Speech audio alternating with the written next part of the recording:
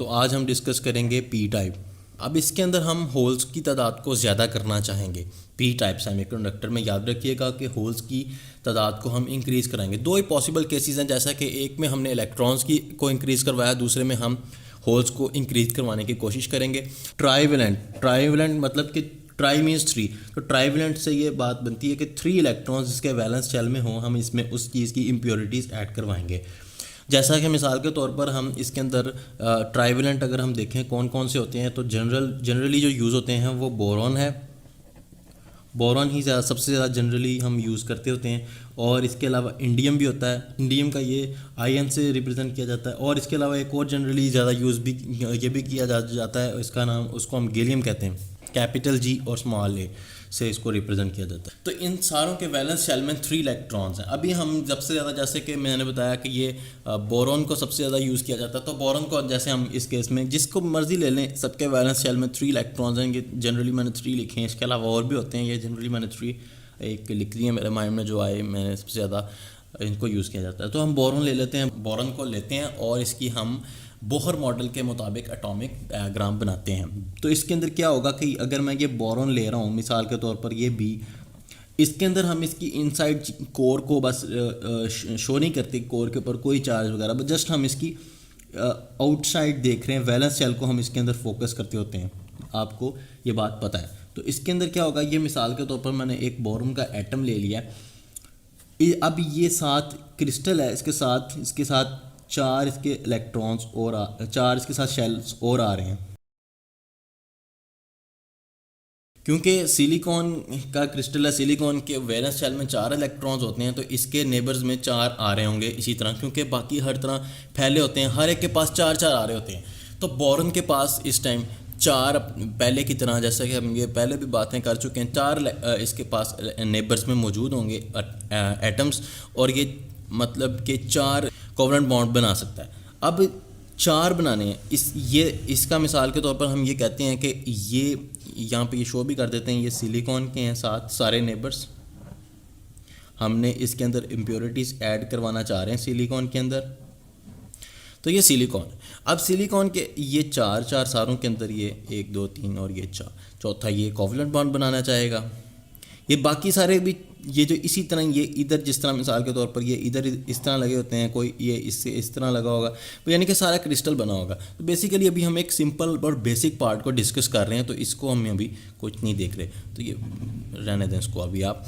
तो बेसिकली ये 1 2 3 और ये चौथा इसका, इसी तरह ये सबके 4।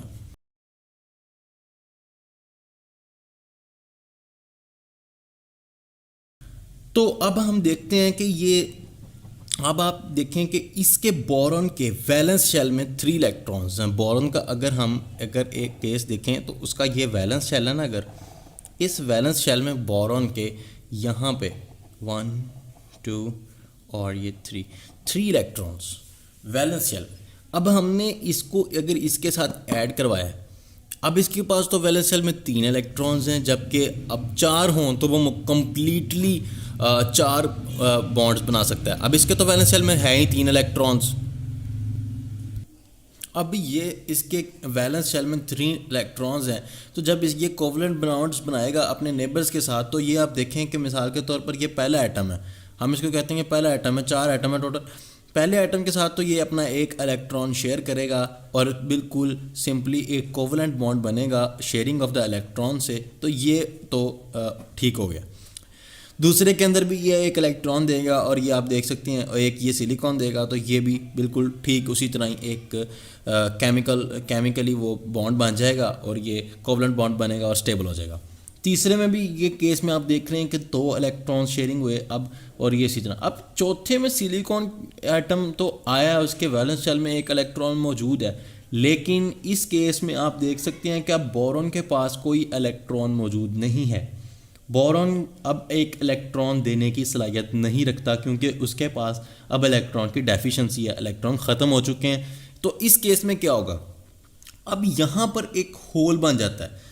कोवलेंट बॉन्ड ऐसा बनता है कि आप देख सकते हैं कि यहाँ पर गैप आ गया। अब ये मतलब कि यूं कह लें कि एक इलेक्ट्रॉन अब इस केस में कम होंगे। ऐसे ही ये तो एक जनरल छोटा सा एक केस की बात हो रही है।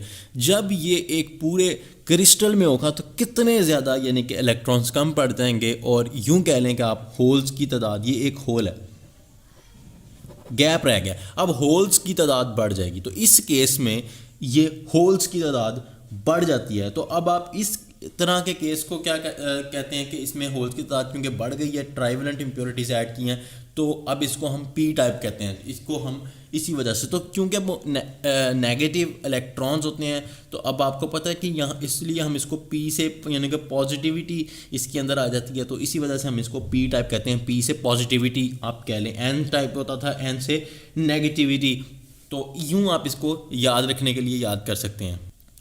इस केस में क्या होता है कि एक अगर हमने जब बोरॉन की इसके साथ कोवेलेंट बॉन्डिंग की तो इसने एक इलेक्ट्रॉन एक्सेप्ट कर लिया। इस केस को हम ऐसे कहते हैं कि इसने एक इलेक्ट्रॉन एक्सेप्ट किया। एक्सेप्ट कैसे किया? बेसिकली तो एक्सेप्ट नहीं किया, लेकिन हम इसको जनरली ऐसे बुक्स में लिखा होता है कि इसने एक इलेक्ट्रॉन एक्सेप्ट किया। वह इलेक्ट्रॉन एक्सेप्ट करने का मतलब ये होता है कि इसने एक इलेक्ट्रॉन यहाँ पर इसकी कमी कर दी। कमी करने का मतलब ये कि यहाँ पर देखें कि अगर हम किसी भी और चीज़ की बॉन्डिंग करते हैं तो यहाँ पर तो इलेक्ट्रॉन शो होना था, तो इसके आने से क्या हुआ कि एक इलेक्ट्रॉन इसके चला गया। एक्सेप्ट इसलिए कहते हैं कि इसने एक इलेक्ट्रॉन खा लिया। तो इसलिए इसको हम क्या कहते हैं, ट्राइवेलेंट इम्प्योरिटीज़ में ट्राइवेलेंट के ये वाले जितने भी इस तरह के एटम्स होंगे, जब भी हम ट्राइवेलेंट इम्प्योरिटीज़ को इसके साथ कोवेलेंटली बॉन्ड करने की कोशिश करेंगे तो इन तमाम एटम्स को हम कहते हैं एक्सेप्टर। तो इनको हम कहते हैं कि ये एक्सेप्टर इलेक्ट्रॉन है, एक्सेप्टर एटम, क्योंकि इसने एक इलेक्ट्रॉन एक्सेप्ट किया। अब इसके अंदर एक बात और आपने याद रखनी है कि इसके अंदर हम होल्स की तादाद को केयरफुली कंट्रोल कर सकते हैं। किस तरीके से? जितनी हमारे पास रिक्वायर्ड हमें जैसी हमें रिक्वायर्ड प्रॉपर्टीज़ चाहिए, मिसाल के तौर पर अगर हमें ज़्यादा होल्स चाहिए तो हम ज़्यादा बोरॉन के एटम्स की इसके अंदर इम्प्योरिटीज़ ऐड कर लें। अगर हमें थोड़े होल्स चाहिए तो हम इसके अंदर कम इसमें इम्प्योरिटीज़ के साथ इसे ऐड कर लें। तो ये हमारे ऊपर है, क्योंकि ये हम इसको खुद डिज़ाइन करते हैं, ये नेचुरली नहीं होता। ये पी एन जंक्शन के अंदर एन टाइप पी टाइप ये हम अब खुद बना रहे हैं। जैसा कि मैं आपको बता रहा हूँ कि ये देखिए हमने खुद ही इसके अंदर बॉन्डिंग की। अगर हम इसके अंदर ज़्यादा इसी तरह क्रिस्टल पड़ा होगा उसके अंदर हम ज़्यादा बोरॉन के एटम्स ऐड करी जाएंगे तो ज़्यादा होल्स होते जाएंगे। जिस तरह हम उसके साथ करवाई जाएंगे, तो ये क्या है कि ये केयरफुली हम इसको कंट्रोल कर सकते हैं कि number of trivalent impurity atom जितने ज़्यादा हम उसके अंदर सिलिकॉन के अंदर ऐड करते जाएंगे उतने ज़्यादा होल्स बढ़ते जाएंगे जितने जितने हम करते। तो ये डोपिंग का प्रोसेस है, इसको हम केयरफुली कंट्रोल कर सकते हैं।